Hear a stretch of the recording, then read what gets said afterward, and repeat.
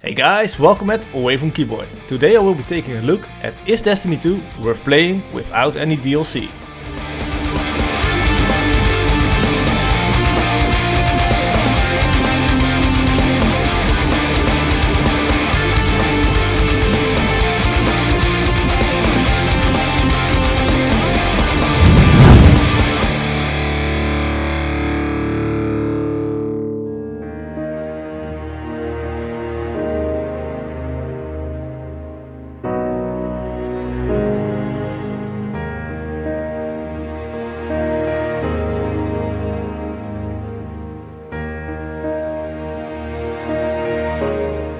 A gateway drug. A drug that has been given for free the first time to get you hooked and later spend all your money on it.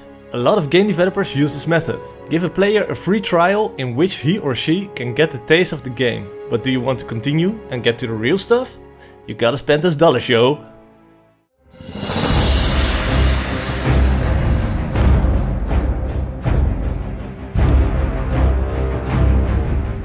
Blizzard especially knows how to use this and did this early on in one of their biggest games, World of Warcraft. Give you a trial for free in which you have a level cap of 20. And if you want to continue you have to pay €13 a month and now even buy the latest expansion.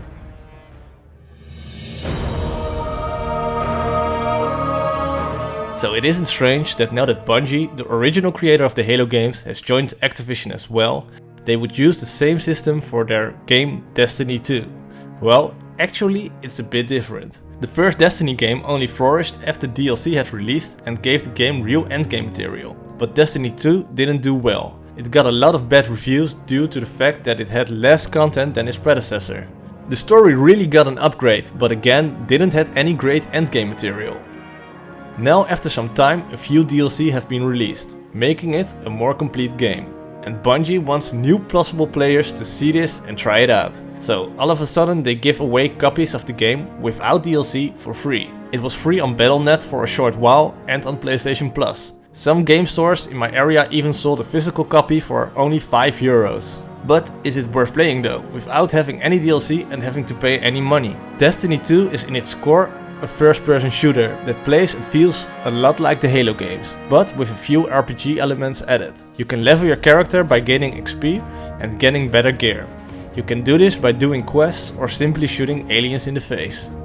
And I have to say, this is where Destiny 2 comes alive. The action is fast-paced and easy to pick up. I am not great at shooters, but even I managed to make headshot after headshot. It just feels great. Add the amazing music by Michael Salvatore at the right moments and you really got the feeling that you are the star of an action sci-fi movie, having to save the Earth of the Red Legion and other alien threats. The game gets compared a lot with a free game called Warcraft, which you might or might not know. And I can see why. Basically all you do is grind for a new gear by doing missions and shooting stuff. After the latest DLC had been released, the core game changed. The basic core game has a level cap of 20 and only 4 planets to explore. Before the DLC Destiny 2 Forsaken, you could play through the entire story and even have done some side missions and still had to gather a lot of XP to get to level 20. Now I rushed through it and was level 20 before I had reached the 3rd planet. So when I had finished the main story I was already at my max level and had a high power level. After you reach your level cap in Destiny you can still grow stronger by getting new and better gear and weapons. This will upgrade your power level. In the base game this power level is capped at 300. After the main story you have a lot of adventure missions, which are basically side missions to do, and a lot of other content. But I really get the feeling that Bungie wants to get players to the cap as fast as possible so they will buy their DLC. And hey, I get why they do it. I really had a great time playing through the storyline, doing adventure missions, fighting together with other people against big tanks, doing small patrols and just grinding for gear, and there is still a lot to do. Strike missions, which are much like raids, which you have to complete with multiple people, and even PvP battles. I would say yes, Destiny 2 is worth playing without any DLC, but I won't promise that you don't want to buy the DLC after you have played through the main story. The game may feel a little easy, but after you've reached a power of 200, the difficulty takes a U-turn. And hey, you only have to buy Forsaken to get all the other DLC, so why haven't I bought this already?